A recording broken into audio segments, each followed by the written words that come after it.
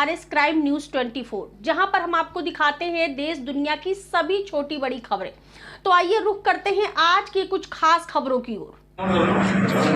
अपना परिचय बता दें। डॉक्टर रविंद्रनाथ द्विवेदी, आज यहाँ दल बलिहारी का मैं राष्ट्रीय अध्यक्ष हूँ बौद्धिक मंच। आज यहाँ प्रेस वार्ता आयोजित की गई, क्या उद्देश्य लेके गए? उद्देश्य यही है कि लोकतंत्र के परिप्रेक्ष्य में ये पंचवर्षीय योजना का समय समाप्त हो गया है।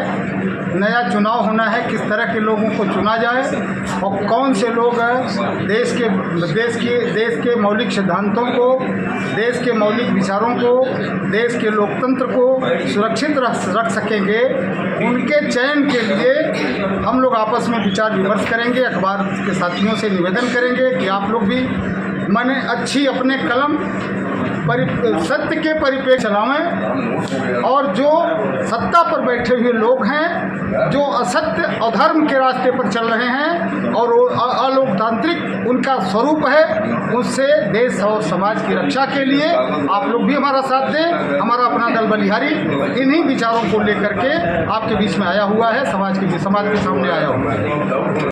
परिचय बता दें। धर्मराज पटेल, राष्ट्रीय अध्यक्ष अपना दल बलिहारी पार्टी। किस लिए प्रेस वार्ता आयोजित की गई?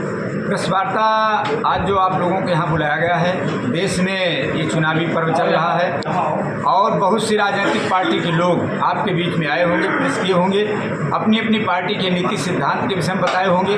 उसी आधार पर जनमानस से इस पर्व में भाग लेने की बात किया जा रहा है। लेकिन सच्चाई ये है कि ये देश कृषि प्रधान देश है और कृषि प्रधान देश में 3 कैसे कृषि काले कानून बनाए गए, जिनको माननीय प्रधानमंत्री जो आपके यहाँ से ही होकर के गए, यहीं से वो सांसद हैं माननीय प्रधानमंत्री जी, उन्होंने कहा कि मेरी तपस्या में कोई खोट रही होगी जो मैं समाज को ये नहीं समझा पाया कि ये कृषि कानून क्यों है। वो तीनों कृषि कानून जो बने थे वो पूंजीपतियों के लिए बने थे और मैं बधाई देना चाहता हूँ कि भारत के 300 किसान संगठनों ने मिल करके बिना किसी राजनीतिक पार्टी के जिन लोगों ने दिल्ली का घेराव किया और सरकार को मजबूर किया, कृषि कानून तीनों वापस लिए।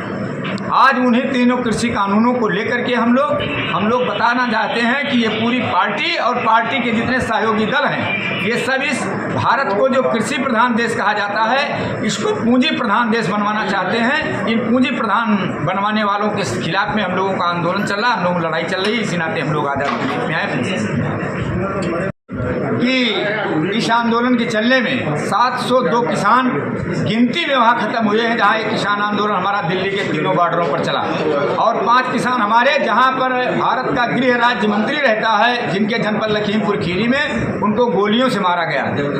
आज देश में जितने ज़्यादा किसानों की मृत्यु हुई, इस मृत्यु का जिम्मेदार कौन है?